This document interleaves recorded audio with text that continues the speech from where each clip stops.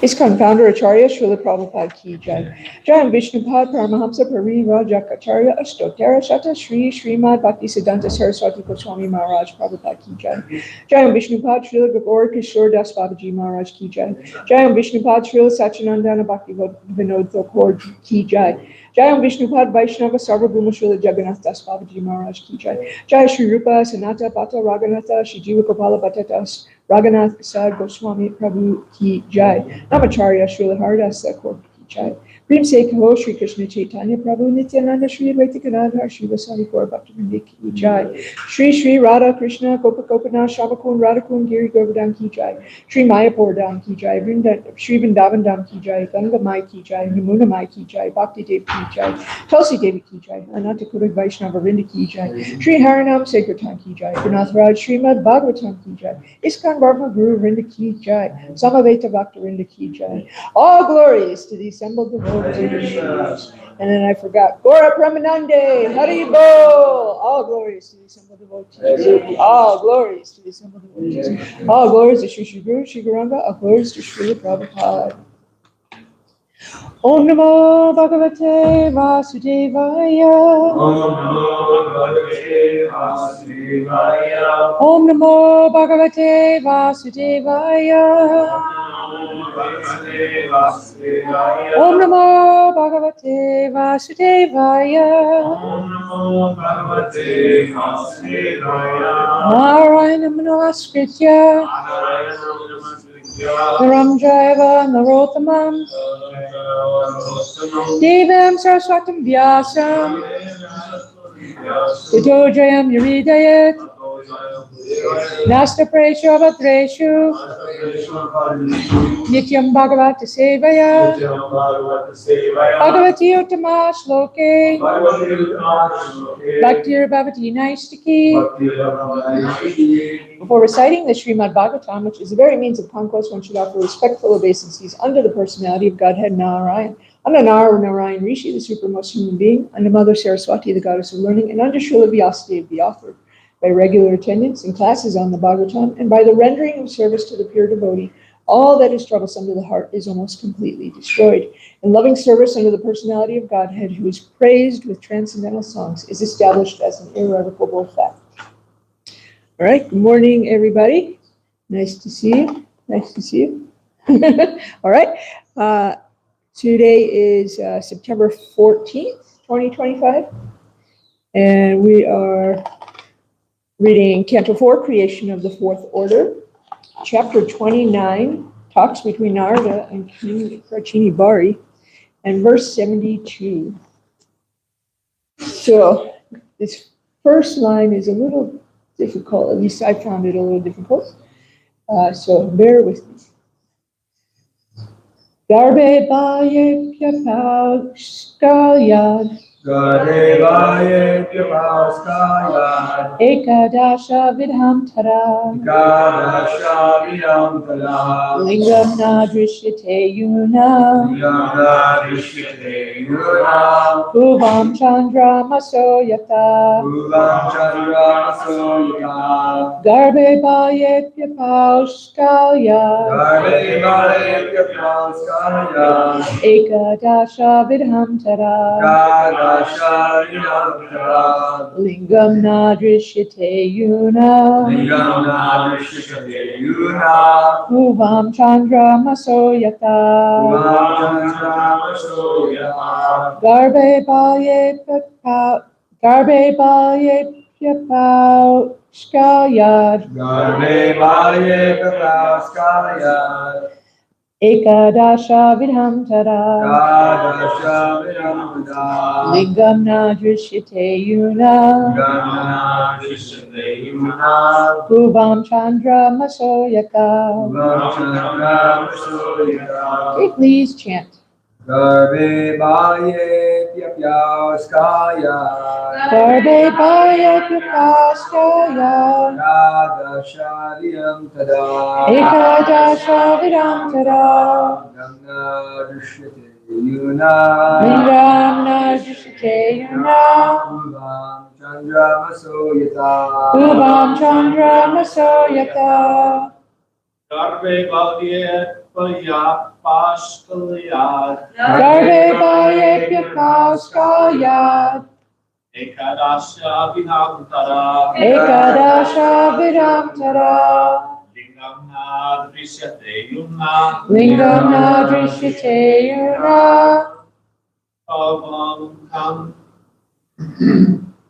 Bhuvam chandra maso yata. Bhuvam chandra maso yata. Garbe baye pyapau skalyad. Garbe baye pyapau skalyad. Ekadasha vidham tara. Lingam na drishyate yuna. Bhuvam chandra maso yata. All right, word for word. Garbe, in the womb. Balye, in boyhood. Api, also. Apaushkalyat, because of immaturity. Ekadasha, the 10 senses and the mind. Vidham, in the form of. Tada, at that time. Lingam, the subtle body or false ego. Na, not. Drishyate, is visible. is visible. Yunaha Yunaha of a youth. of a youth. Kuvam Kuvam during the dark moon night. during the dark moon night. Chandra Masaha, Chandramasaha, the moon. moon. Yata Yaha, as. as. Translation by Srila Prabhupada. Srila Prabhupada ki jai.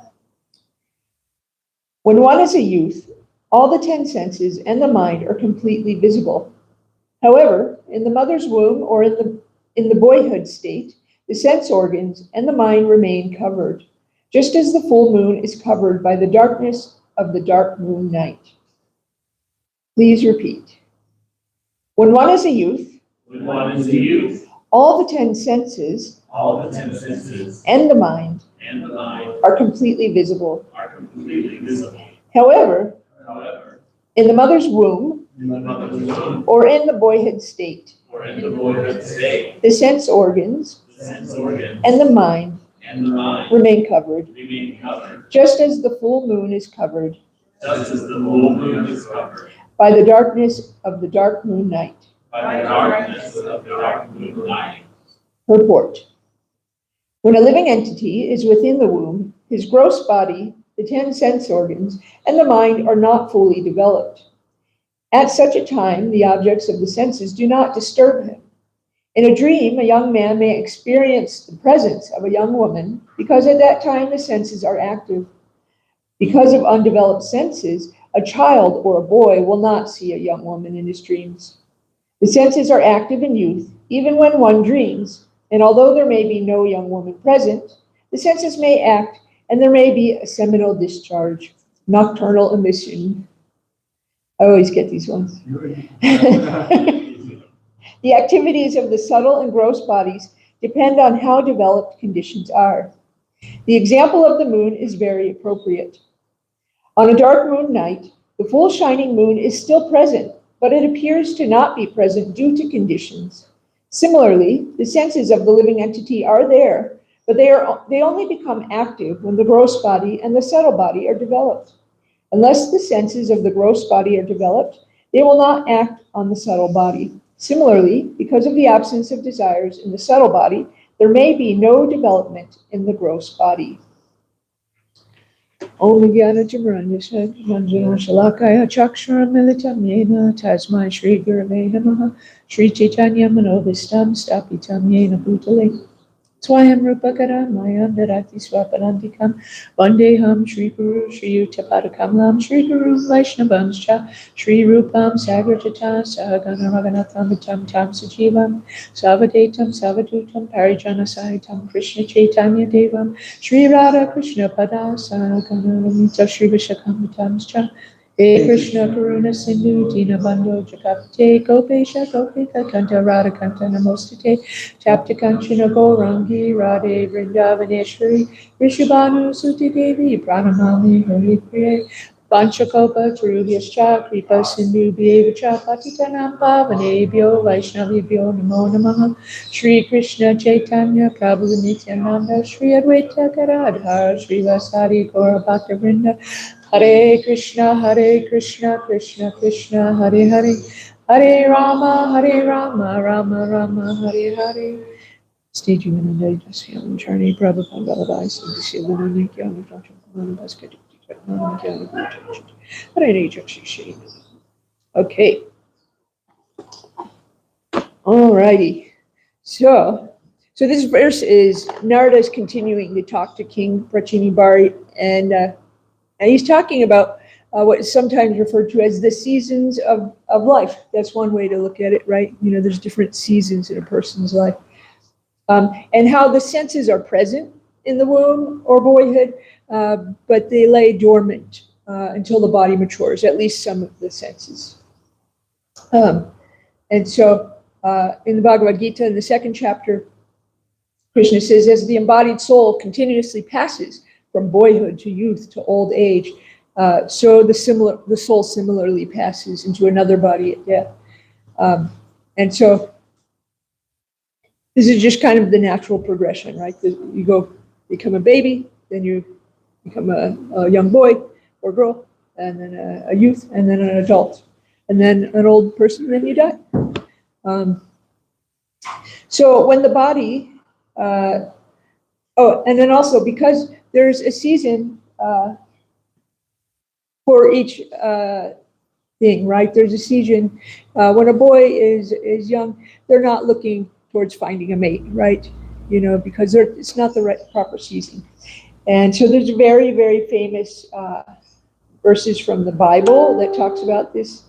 And it was also made into a song by the mamas and the papas in the 60s. And so I'm sure you guys have heard this. This is Ecclesiastes 3 from the Bible. It says, "For everything there is a season, a time for every activity under heaven, a time to be born and a time to die, a time to plant and a time to harvest, a time to kill and a time to heal, a time to tear down and a time to build up, a time to cry and a time to laugh, a time to grieve and a time to dance, a time to scatter stones and a time to gather stones, a time to embrace and a time to turn away, a time to search and a time to quit searching, a time to keep and a time to throw away, a time to tear and a time to mend, a time to be quiet and a time to speak, a time to love and a time to hate, a time for war and a time for peace."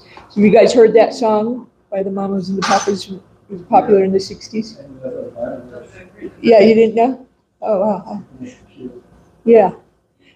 Anyway, and so although we don't really use the Bible in our studies, the sentiment is very true, right? It is a time, there is a time and place for everything.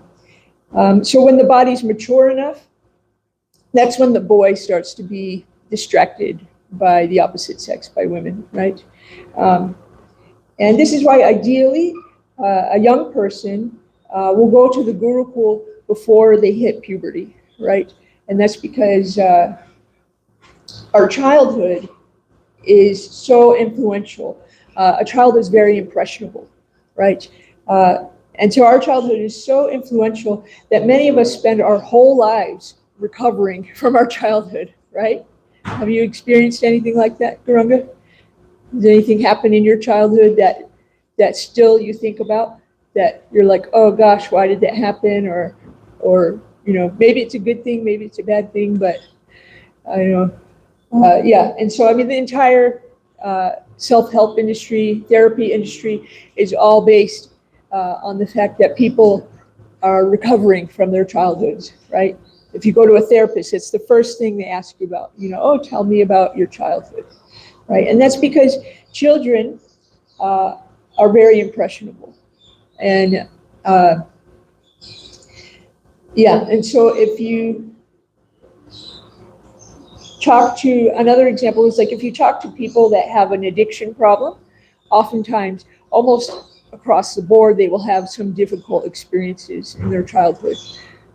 And so these things affect us. We carry all these things that have happened to us in our childhood, we carry them throughout our lives.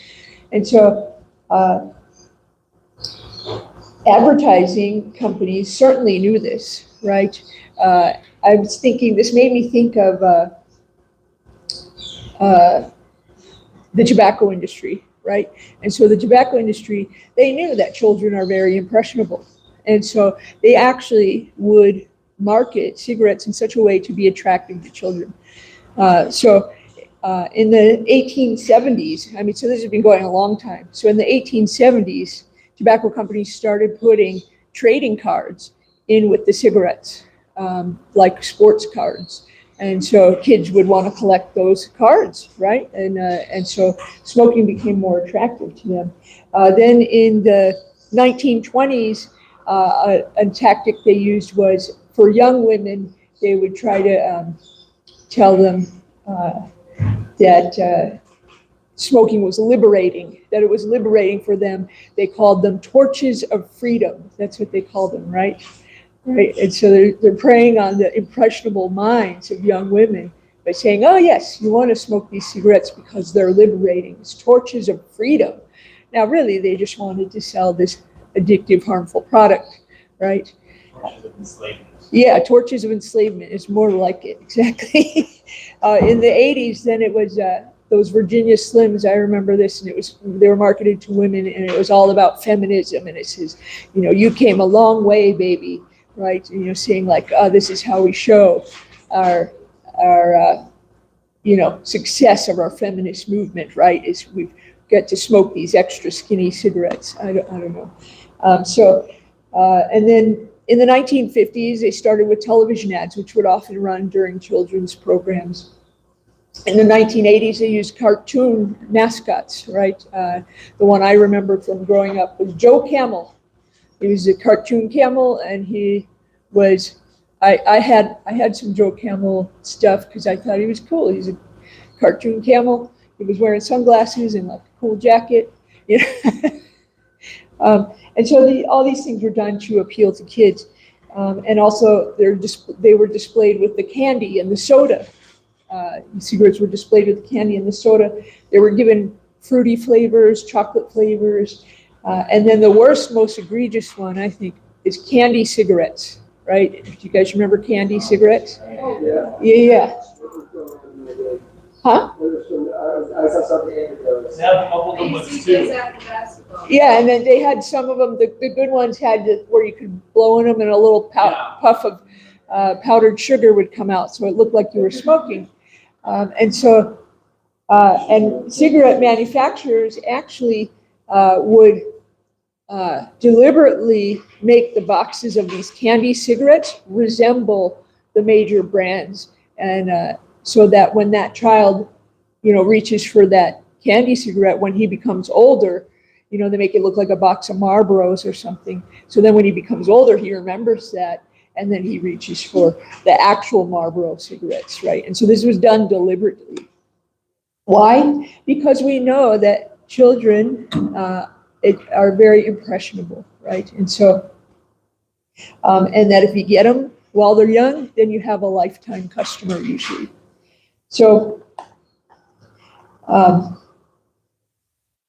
so this is why it's so important to help our children cultivate bhakti before they get cultivated by big tobacco, or before they get distracted by their senses, which is what this verse is talking about, right? Because pretty much once you hit puberty, almost everything you do after that is revolving around facilitating a healthy sex life, right? Whether it's done consciously or unconsciously, right?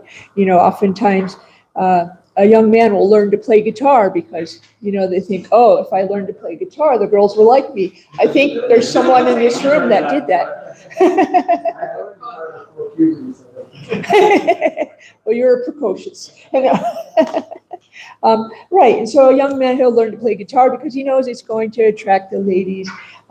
Or even, you decide to become a doctor or a lawyer, right? Because it's going to afford you a comfortable living that will allow you to be attractive to a mate and have a nice home. Girls, they start wearing makeup and making themselves look nice. When you see a girl go from, about 11 or 12 and suddenly they hit, 13 or 14, you can see a drastic change, right? They start caring a lot more about their appearance. And that's because they're getting distracted by their senses, right? It's very distracting when you hit puberty and suddenly you have all these new feelings.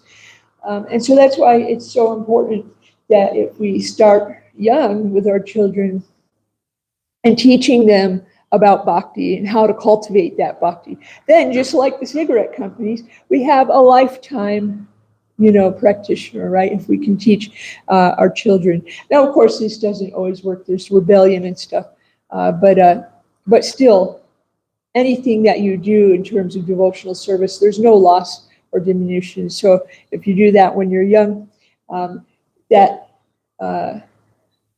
results of that will still carry over, even if you decide to give it up. Although a lot of children keep on doing it. So some examples of this would be, Prahlad Maharaj, he learned as young as you could get, right? He learned about bhakti while he was still in the womb. So way before he was distracted by his senses. He was just in the womb and he was hearing Narada Muni speaking to his mother about devotional service, about serving the Lord. And so then what did Prahlad do? He grew up, and when he was in school, he tried to educate the other students about serving Krishna, and he became a really amazing, great devotee. I mean, like one of the greatest devotees ever, right? And such a great devotee that Krishna himself came to save him in the form of Lord Nrsimha, right? And so Prahlad started very young, and he continued throughout his life. Another example is Dhruva Maharaj, right? At 5 years old, after being insulted by his stepmother and having kind of a selfish desire for a kingdom greater than his fathers and grandfathers, he, when asking how he can, achieve that, and he was told kind of meanly by his stepmother to go talk to God, go ask God, right? Because you need to be born from my womb so you can sit on your father's lap. And then when he told his mother, she said the same thing, but not so mean. She said, well, yes, if you want this to change, you need to go talk to God. So he went to the forest looking for Krishna, right? He kept going through the forest asking the plants and the animals, are you God? Are you God? Are you God? How about you? Are you God? And yeah, I know Ezekiel thinks you're God, so. Yeah, and so maybe he was a little Dhruva, he's like, are you God? Are you God? And so, very young, 5 years old, he was doing this. And then he met Narada Muni, who instructed him. Again, you notice a pattern here too. Narada Muni, he's very great at facilitating cultivation of bhakti in other people. And so Narada Muni came and instructed him on how to serve the Lord. And so Dhruva did that, and he was so successful that the Lord came to see him face to face. And by that time, Dhruva realized, wow, what I wanted was nothing. It was like broken glass, right? Because he saw the jewel of the Lord right before him. But still, after that, Dhruva went on to be a great devotee, right? And and this is because he started young. So if we get them while they're young, that really sets someone up for the best possible chance, right? Because once we get distracted by our senses, it's much, much more difficult. I don't know if any of you have had some experience with that, but I'm sure most of us in this room have had that. I know you personally talked about that, about how when you started to hit puberty, just how more difficult it became to maintain, your previous, pure thoughts, basically. Yeah. So, okay, so in this material world, everything changes. People think that life is permanent, and they're trying to find this permanence in a temporary situation. So I found this really nice quote from Srila Prabhupada about that. So this is from a purport in the second canto. Srila Prabhupada says, the foolishness of gross materialism is that people think of making a permanent settlement in this world. Although it is a settled fact, one has to give up everything here that has been created by valuable human energy. Great statesmen, scientists, philosophers, etc., who are foolish without any information of the spirit soul, think that this life of a few years only is all in all, and that there is nothing more after death. This poor fund of knowledge, even in the so-called learned circles of the world, is killing the vitality of human energy, and the awful result is being keenly felt. And yet the foolish materialistic men do not care about what is going to happen in the next life. So, I mean, if we look around at what's going on in our culture right now, you can really see the truth of this statement, that it is killing the vitality of human energy, right? Because so many people are are not even able to conceive of a fact that, in the past, we have made these amazing, in the past we have beautiful architecture, right? It's very different than the architecture we have now, which right now our architecture is just like boxes, just squares and rectangles. It's pretty boring. But in the past, we built beautiful, beautiful structures. Just look at so many of the churches and temples around the world, right? And so I've started to see this conspiracy theory going around on the internet that we didn't build those, that we found those. It was some other race that built those, some other beings that built those things, those beautiful structures like the Notre Dame, church, and so these people cannot even conceive of the fact that we're capable of building something like that, right? They think, no, surely it was aliens or some other race of advanced people before us that did it. And we just found it, right? It's a really stupid theory. The Tartarian theory, yes, that's what I'm referring to. Huh? They're humans. Well, anyway, it's just really sad. And that's because the vitality of human energy is being depleted, right? We're not able to have that vitality anymore that would allow us to realize, yes, we too can build those, right? We've done it, and so, and then people are also spending their lives, just going to work at a job where they feel undervalued and underpaid, and then maybe, if they're lucky, they get a few, maybe a day or two to rest and try to enjoy their lives. But still, they're not really able to enjoy, because what are they doing to enjoy? They're, maybe watching some movies, maybe drinking some beers or something, taking some intoxication, but they're missing that human connection, right? Because there's this epidemic of loneliness that's just growing and growing as time is progressing in our culture. And that's because that core fund of knowledge that we don't realize what is temporary and what is eternal, that is what is sapping the vitality of our human energy, right? Because that's the other thing. If you look at those beautiful structures, one thing that a lot of them had in common is they were built to glorify God, right? I mean, in all those beautiful, beautiful temples and churches were built because people had a desire to show their love to God in that way, saying, look at what we built for you, something beautiful. Okay, so yeah, that's what true knowledge is by understanding what is temporary and what is permanent. And so, because these changes are just going to keep happening, just look at, a child. So we had a customer last night in the restaurant, and Shanti's girls were running around. They were, running in and out of the restaurant, and the customer said, "Oh my gosh, to have that energy." Well, that customer did previously have that energy when they were the same age as Shanti's girls when they were young. But things change as you get older, right? You kind of start to slow down a little bit. It's not so easy to just be running around constantly, right? Because things change. That's part of the seasons of your life. But we must tolerate those changes. So, yeah, here we go.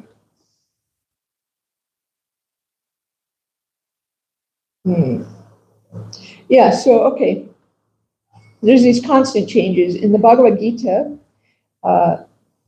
Krishna says, "O best of the embodied beings, the physical nature, which is constantly changing, is called Adibhuta, the material manifestation. The universal form of the Lord, which includes all the demigods like the sun and the moon, is called Adidaiva. And I, the Supreme Lord, represented as the super soul and the heart of every embodied being is I'm called Adiyagna, the Lord of sacrifice." So Krishna is telling us that the physical nature, the material nature, is constantly changing, right? And so a little bit from that purport, it says the physical nature is constantly changing. Material bodies generally pass through 6 stages. So these are the seasons of your life. They are born, they grow, they remain for some duration, they produce some byproducts or children, and they dwindle and then they vanish. This physical nature is called adibhuta, and it's created at a certain point and will be annihilated at a certain point. So that is temporary, that material nature is temporary. So we need to tolerate all these changes that we go through. Krishna also tells us in the second chapter of Bhagavad Gita, the non-permanent appearance of happiness and distress and their disappearance in due course of time are like the appearance and disappearance of winter and summer seasons. They arise from sense perception, and one must learn to tolerate them without being disturbed, right? Because these changes in the material world, everything is changing. So if we can tolerate that, then we can start to discern what is temporary and what is eternal.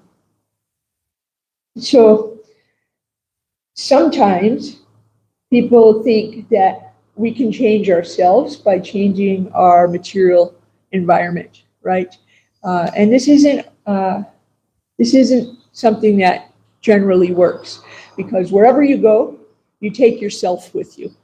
So a lot of times people are trying to fix some aspect of themselves by changing their environment. They'll say, oh, if I just had a house, I'd be happy, or I'd be able to achieve this. If I just had a wife or a girlfriend, I would be so much happier and I could achieve so many things in my life. Or if I just moved, you see this a lot in addiction, right? Someone will say, oh, if I just move, across the country, then I can beat my addiction, right? But that's not true. That's not what happens. They just end up, battling their addiction in a different place, right? And that's something common that people do. But really, this change is not going to make you happy. So I have one story that I like that kind of represents that.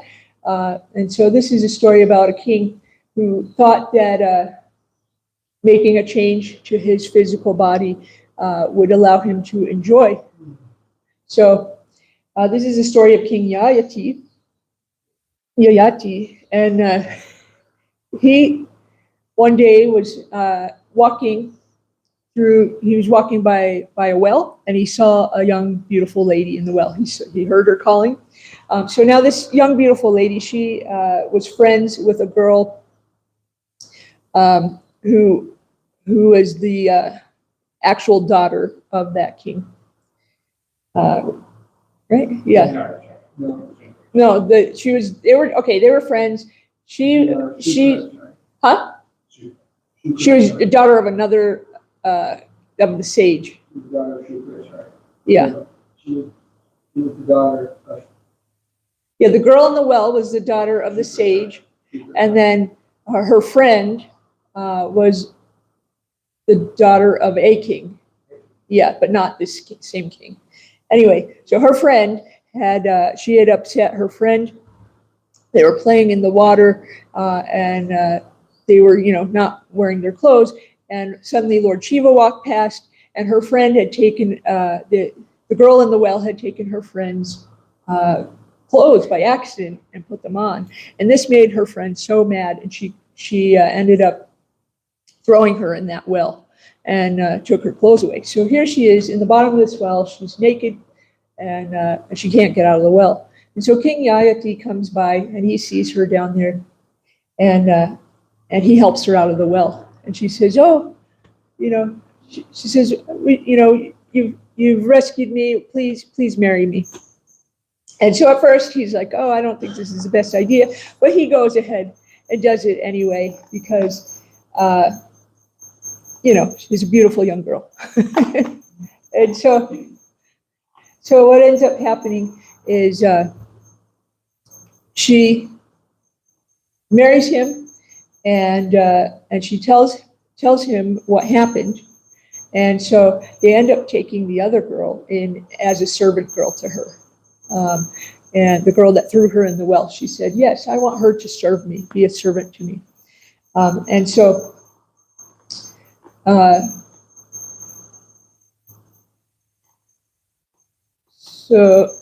So yeah, so she comes, and then Under one condition, right? yeah. Well, Secretary said. Yeah, he said- You can marry my daughter. but don't sleep with the servant girl. The servant Right. girl was given to her because Secretary was angry because his daughter got very well. He said, "I curse you." The pacify Secretary, and the king gave the mean girl to the other mean girl. Yeah, and so he said, please do not, don't sleep with the other girl, the servant girl. Don't sleep with her, even if she comes to you, because he knew King Yayati was very lusty. And so King Yayati was like, okay, sure, yeah, no problem, no problem. So you can guess where this is going. King Yayati, he slept with his wife, and she became pregnant. And when the servant girl saw this, she approached him and said, please, will you give me a baby? And so he remembered the curse. But he thought, no, this is this is divine intervention, right? Huh? Yeah. Well, but he also thought it was ordained by God, which is hilarious, because I can see that mentality in some people, right? So he goes ahead and he sleeps with her, and she becomes pregnant. So when his wife finds out about this, she becomes enraged, and so she leaves. And she goes and she tells her dad what happened, and he's like, wow, okay. So he comes back and he curses King Yayati to be very old. And he says, okay, I curse you to be very old and just ugly and, old. And King Yayati, he starts, kind of freaking out, saying, well, I'm not done enjoying with your beautiful daughter, And so the sage gives him kind of an out. He says, okay, well, if you can find somebody that will take your old age and give you your youth, if they'll switch their youth for your old age, then that'll be fine. So, all right, okay, all right. So the king, he asks all his sons, he said, oh, will you please, give me your youth, and you can have my old age, so I can enjoy. And of course, all of his sons, for one reason or another, they say no. Of course, they say, no, I'm not going to do that. So his youngest son, though, he actually agrees. He actually agrees to do it because he's very dutiful. He believes he should, do what his father asks. And so they do. They switch ages, basically. And so King Yayati becomes young and virile again, and his youngest son becomes old and decrepit. And so King Yayati, he enjoys with his wife for 1,000 years. For 1,000 years, he's just enjoying. And he actually realizes at some point that he cannot be satisfied. Like, he just realizes that this, even though he's enjoyed for 1,000 years with his wife, it's not satisfying him. And he starts to think about maybe he should be serving the Lord, right? And so eventually he does that, and he starts serving the Lord, and he becomes, so let me see, I wanted to read about his realization here. So this is what he says when he finally realizes. He says, a person who is lusty cannot satisfy his mind, even if he has enough of everything in the world, including rice, barley, and other food, grains, gold, animals, and women. Nothing can satisfy him.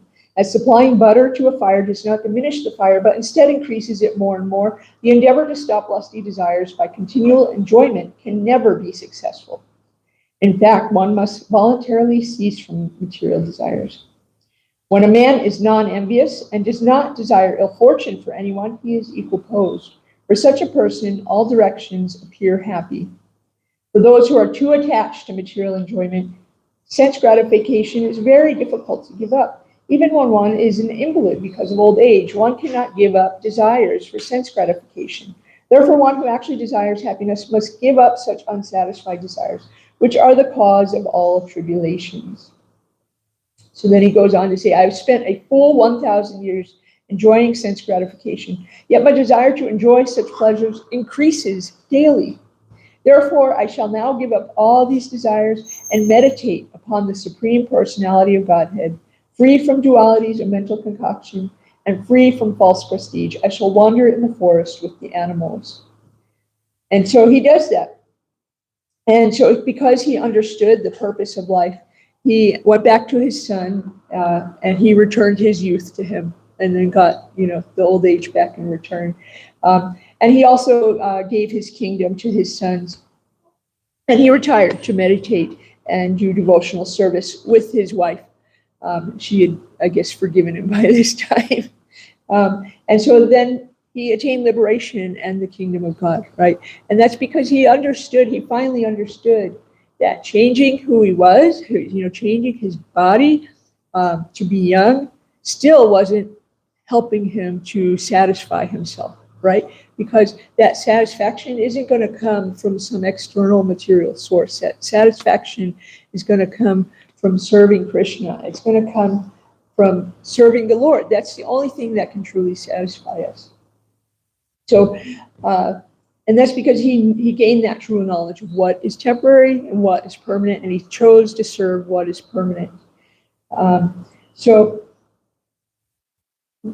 running out of time a little bit, but so basically, we're eternal. We are eternal.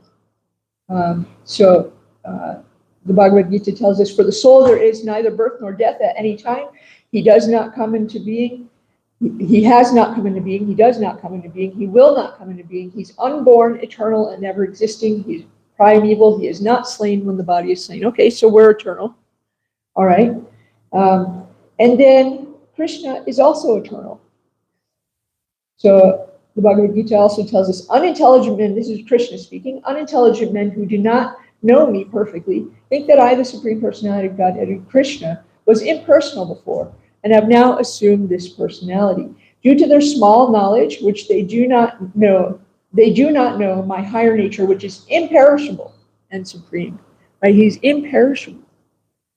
In the Bhagavatam, it tells us, this is the divinity of the personality of the Godhead. He is not affected by the qualities of material nature, even though he is in contact with them. Similarly, the devotees who have taken shelter of the Lord do not become influenced by the material qualities. So Krishna is not influenced by all these changes. And if we serve Krishna, then these changes also will not influence us in the ways, we see so many people, as they age, they become so obsessed with recapturing their youth, right? And they spend so much money. I mean, it's billion dollar industry, right? Of anti-aging. And people are trying to recapture their youth, like King Yayati, right? Because they think this is going to make me happy. But it doesn't make them happy. And most of the people that I see that are super invested in trying to recapture their youth, they're actually quite miserable, right? Because they're trying to recapture something, one, which they cannot recapture, and two, which is ultimately unsatisfying. So they're setting themselves up for disappointment. And so it is our service to the eternal, which is our spirit soul, and Krishna, who is also eternal, right? And so Krishna is unchangeable. And so, in the second chapter, like I read, where it talks about the soul being eternal, and that's what Krishna is saying about our souls, the Atma, right? The soul's neither doesn't come into being, will not come into being. He's unborn, eternal, ever existing, and primeval. So that's Krishna talking about our souls, right? What to speak of him, right? Because we're actually part and parcel of Krishna. So if we serve Krishna, then we can truly be satisfied, no matter what changes befall us. So whether we get old, because we will, or whether we become really wealthy or we become really poor or somewhere in between, those changes aren't going to affect us in a negative way if we're supporting our cultivation of bhakti. So I think I'll end there. If there's any comments or questions, or Clarification. Yeah. It was not Shukracharya, Durvasa Muni. Okay. Yeah. I just remember, it's Durvasa Muni. Yeah. No, the sage was Durvasa Muni. the Yayati pastime. So I actually have it in here. Shukracharya is the demon, the guru No, of the demons. It's Shukracharya. Shukracharya. Yeah. Oh, okay. I had it written down in here, but then I didn't look at it because I was trying to tell it from memory. I failed. I've listened to that many times. Yeah. Yeah. It's like one of the best stories. So I was thinking of Durvas Muni as the famous for cursing people, so I went back on my original No, answer. you were right. Don't question yourself. Oh, good. That's a good point. And also that all the sons of Yayati, they didn't listen to him, but the first son, Yadu, he didn't get an offense for it because he had this desire to have the Supreme Personality of Godhead as his descendant. And so that's why he didn't take up the old age, because Yayati is the grandfather of Krishna. Wonderful. So all the other sons were punished, but not Yadu. And then Puru, I think, is the son who took the old age. Yeah. Yeah, he was the youngest one. Yeah, Arjuna. I liked how you incorporated that verse from Ecclesiastes, and I was wondering if you studied that whole book. The Bible? Well, no, the book of Ecclesiastes. Oh. I mean, I've studied the Bible in general, but it's been a long time. I used to teach Bible studies. So the Ecclesiastes, a lot of it is really in line with a lot of the stuff that you're saying, because that whole section of verses that talks about there being a season for everything falls into this larger theme that these things are only here for seasons and it's all meaningless. Right. The Hebrew word is hevel. It means like vapor, breath, or smoke. It's just this transient, intangible thing that's just meaningless. It's void of meaning, and it's just has no substance to it. And that's kind of how the book of Ecclesiastes starts off. And yeah, if you revisit that, you'll find a lot of similarities with, our teachings about the material energy, how none of it brings us happiness. Oh, really?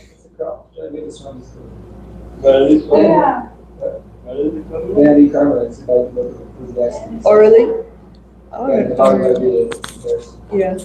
No, it's just powerful stuff. It's said to be written by Solomon, but no one knows for sure. It's one of King David's children.